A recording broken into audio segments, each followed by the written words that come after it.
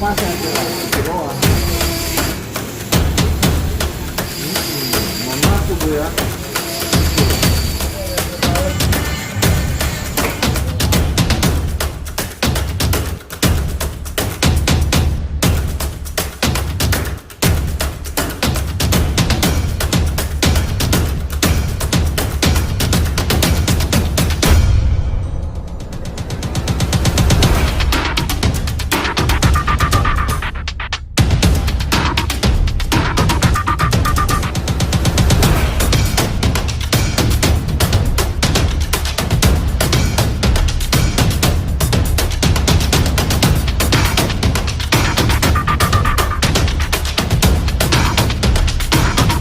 Ah ya, gini. Kalau bahar nih, kalau di mata masyarakat umum ya, bro. Di mata masyarakat umum kesannya kalau kita pakai bahar tuh jawara. Kesana jawara, wah lu istilahnya bukan jawara, lu jago silat lah. Kesana tuh lu jago silat nih. Ada yang bilang hati-hati lu harus pakai monel sebagai, jadi gini, di sini kasih monel biar lu nggak dibilang jawara, takutnya lu dites orang. Ya memang itu image-nya zaman dulu bro. Zaman dulu bahar itu jawara.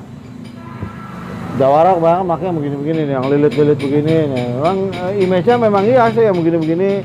Image-nya jawara banget tuh yang lilit-lilit gini nih. Tapi sekarang sih menurut gua lebih ke fashionable ya. Lebih kayak begini kan, kayak gelang kulit gitu makanya tuh. Enggak kayak gahar banget. Gua pakai begini, ke mall gua masih berani, bro. Lebih fashionable. Lebih fashionable. Gua ke mall masih berani pakai begini ya, daripada lu beli gelang-gelang bangsa Hermes yang kulit begitu doang 20 juta kan. Mendingan beli gelang begini lah. Kalau ini di labelin Hermes bisa. Oh, bisa beda lagi. Beda lagi gua rasa. Lu Hermes gelang kulit begitu doang bukan emas 20 juta anjir kan, mendingan lu beli gelang bahar. Kayak begini. Kalau kayak gini berapa? Ini kalau ini gue jual yang besar begini sekitaran gope lah, gope. Tapi lihat keadaan juga, kalau lagi BU banget 300 lepas. Itulah makanya gue bilang fashionable dan fleksibel bro. Iya. Beda-beda sebenarnya. Tapi saat gue pakai gelang bahar, gue bawa pulang ke rumah, itu nyokap gue langsung ngomong, Van, kalau bahar tuh dari zaman mama muda itu udah pakai bahar sebenarnya. Jadi dan kebanyakan buyer gue di sini kan orang-orang tua semua bro. Sepuh-sepuh juga, kebanyakan orang-orang umur 50 up lah. Ada yang 80, ada ya 80 paling tua 80 datang ke gua beli bahar tuh 80 tahun paling tua. Dan mereka bilang bener omongan nyokap gua. Pada saat nyokap gua muda mungkin sekitar tahun-tahun mangsa tahun-tahun 70-an ya. Tahun 70-an tuh booming bahar bener, bro. Setelannya orang gondrong keriting, celana cutbray, pakai bahar itu udah setelan udah top, ganteng top itu kayaknya. Sampai ke cewek-cewek juga make. Cewek make, nyokap gua termasuk make, cuman mungkin yang begini-begini ya. Dan nggak ditekuk ya? Nggak ditekuk. Apanya? Ininya, baharnya ditekuk mas? Ditekuk lah. Oh tetap ditekuk? Iya begini, pakai bahar begini nih. Mereka cenderung bahar begini. Bukan yang kayak gitu tadi ya? Bukan. Nih, mana. Nih, begini. Zaman dulu itu orang pakai bahar nggak di sini coy, tapi di sini. Zaman dulu orang pakai bahar nggak di sini, tapi cenderung di sini. Nih. Memang di atas ya? Iya, cenderung di sini orang pakai bahar. Memang kalau bahar bulat begini, coy, kalau lu mau pakai di sini itu masuknya sakit banget. Masuk lot sini sakit karena ini kecil. Benar. Jadi kalau lu mau masuknya gampang, blos pasti muatnya di sini. Nah orang zaman dulu makanya di sini semua. Ini gue baru kenal pribadi gue, baru kenal sekarang inilah, mungkin 2-3 tahunan sekarang inilah. Bahar model C begini. Mungkin udah ada, udah lama gue nggak ngerti. Tapi gue pribadi baru kenal 2-3 tahunan ini pakai bahar model C begini. Makanya juga lebih simpel tuh. Tekan dulu bawahnya, baru pakai, nggak sakit, gampang. Begini gue lebih berani, walaupun gede gue lebih berani pakai ini ke mall. Ketimbang gue pakai ini di sini satu. Gue pakai ini satu di sini gue lebih malu pakai ke mall, bro. Mendingan gue pakai ini. Kalau begini gue jawara banget ke sana. Berasa tua juga ya? Iya berasa. Kira-kira begitulah. Gue begini ke mall kayaknya gue malu banget gitu. Itu ada kesan jawaranya kalau begini. Kalau ini kan gue lebih, nah gue ke mall pakai begini walaupun lebih gede dari ini, tapi gue lebih berani pakai ini. Kesannya lebih apa ya? Masuklah dengan dandanan gue yang agak-agak semi tua. Kira-kira gitu. Ada masih mitos. Nih ada teman gue nih. Sini bro.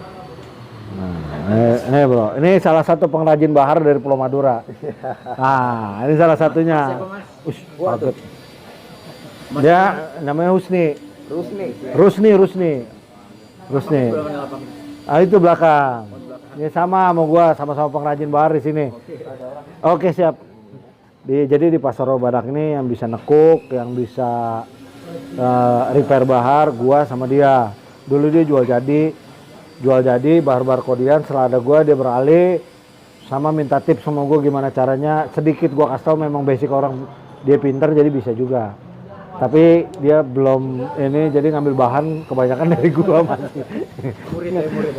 Bisa dibilang murid pertama ngambil bahan, dia 90% bahannya dari gua semua. Kalau datang bahan baru dia ngambil, Jadi vokalisnya Alexa sekarang ini ya. Berubah jadi pengrajin bahar. ya. Pengrajin bahar, bro. Musik Nih. jadi band ya. Kayak begini kan kalau sekilo nih, kalau kita beli sekarang ini bro. Sekarang ini penjual bahan bahar paling banyak menurut gua, paling banyak dari Makassar, Sulawesi. Manadonya juga ada dari Makassar. Sekarang ini yang jual bahan bahar ini paling banyak dari Pulau Sulawesi. Bahar gua 95% bahannya dari Makassar. Ada juga yang dari Madura, ada juga yang dari Jember, bahannya beda-beda. Tapi 95% bahan gua dari Makassar. Kenapa gua ngambil dari Makassar terus? Ya seperti gua bilang tadi, guratan uratnya lebih dalam, bagus. Kualitasnya lebih bagus. Mungkin juga banyak yang ngomong sama gua katanya dari Pulau Ambon, dari Pulau Indonesia Timur itu bagus-bagus. Gue pengen nyoba, cuman gue belum ada akses ke sana dan gue belum nemu seller siapa di sana. Kalau orangnya, gue kan tinggal di Priuk nih. Priuk ini pelautnya ini banyak banget bro. Jadi orang yang baru ngelaut, bahkan angkatan-angkatan laut yang datang ke gua itu memang kebanyakan mereka ngambil sendiri dari Indonesia Timur. Dia cerita, bang gua dapat ini dari Ambon. Dari mana? Nyebur sendiri. Nah itu recoknya kan. Di kedalaman berapa itu? Kalau di sana karena depositnya masih banyak, mungkin 5-10 meteran masih dapat kali ya bro. 5-10 meteran masih dapat.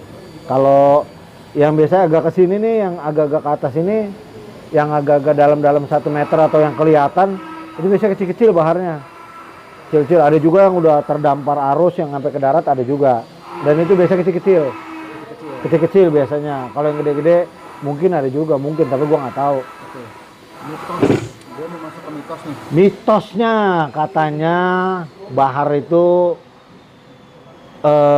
yang dengar-dengar dari orang tua ya. Dengar-dengar dari orang tua, dan banyak juga karena bayar gue juga banyak orang tua, mereka beli ini kebanyakan nggak nanya mitos bro, tapi mereka udah tahu bahwa fungsi bahar ini sebagian buat ngilangin sakit pinggang, pegelinu, yang begitu-begitu. Tapi gue nggak tahu, gue pribadi pakai bahar itu memang yang gue rasain pegel-pegel hilang, tapi gue nggak berani bilang kalau itu ngilangin pegelinu karena secara kedokteran nggak ada, memang nggak bisa dijelasin gitu.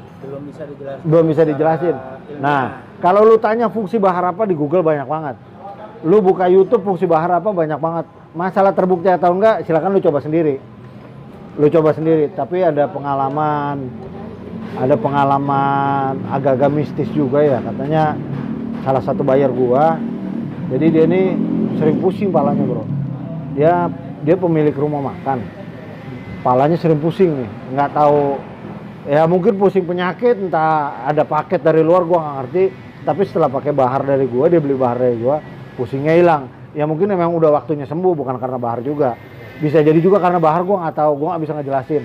Tapi cerita yang beredar seperti itu. Akhirnya karena dia percaya, mungkin memang udah waktunya sembuh pas pakai bahar gua, gitu. Ya, tapi gua nggak berani ngejamin bahwa pakai bahar akan menyembuhkan ini, gua nggak berani jamin. Betul. Tapi mitos yang beredar banyak. Dan katanya juga, kenapa pakai bahar ini?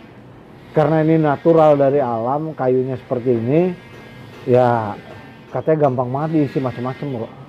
Bagi yang demen-demen klinik, terus kanuragan, katanya gampang banget diisinya. Kalau pribadi gue sih, gue jual keindahan ya, gue jual variasi aksesoris. Menurut gue pakai bahar nih ganteng banget. Kenapa gue sekarang nggak pakai bahar? Setiap gue pakai, sangkanya spesial bahar yang gue pakai. Jadi kalau gue di sini, gue taruh bahar gue semua di lapak. Gue taruh bahar gue semua di lapak biar dia bebas milih. Karena kebanyakan kalau gue pakai begini satu nih, ini gue bawa pulang, gue pakai. Kalau di sini gue lepas gue taruh. Nanti sangannya spesial bahar gue. Padahal sama aja. Ada yang bilang macem-macem lah. Kalau gue enggak. Kalau gue pakai bahar hanya untuk aksesoris, perhiasan. Sebenarnya gue nggak pakai bahar pun udah ganteng. Cuman ini menambah kegantengan lagi aja. Rambut dihabisin mengurangi kegantengan. Oh sebenarnya rambut gue pirang. Gue lupa aja nggak sama lo, ini rambut gue pirang sebenarnya. Oh iya. Gue salah satu fans. Dampak dari bahar gue ke bawah bule bro. Karena bahar nih etnik, aksesoris dan lebih ke hasil alam ya. Jadi gue jualnya gue aksesoris yang mendekati hasil alam bro. Contoh nih, ini yang gue pakai ini biji nagasari, ini biji pisang, ini gue nggak ngerti pisang apa, cuman sejarahnya ini tasbihnya Sunan Bonang katanya. Sunan Bonang konon dulu tasbihnya biji pisang, terus tasbihnya sempat putus di daerah Tuban, tercecer, jadilah pisang-pisang itu. Gue nggak ngerti entah benar atau enggak, tapi memang ini biji pisang. Ini biji nagasari, ini kelapa ratu, biji kelapa ratu atau kelapa mini. Nah ini kan gue etik-etik begini gitu, gue jual. Atau ini juga ada namanya, kalau di Jawa Timur gue lupa namanya apa, tapi orang Sunda bilangnya ini burahol. Namanya Sunda banget ya burahol. Burahol tuh nama Sunda banget tuh menurut lu. Ini namanya burahol. Mungkin di setiap daerah namanya beda-beda. Burahol itu yang mana? Ini bro, ini burahol.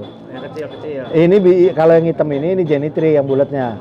Burahol nih yang biji-biji begini nih. Oh yang tengah ya? Ya yang tengah ini burahol.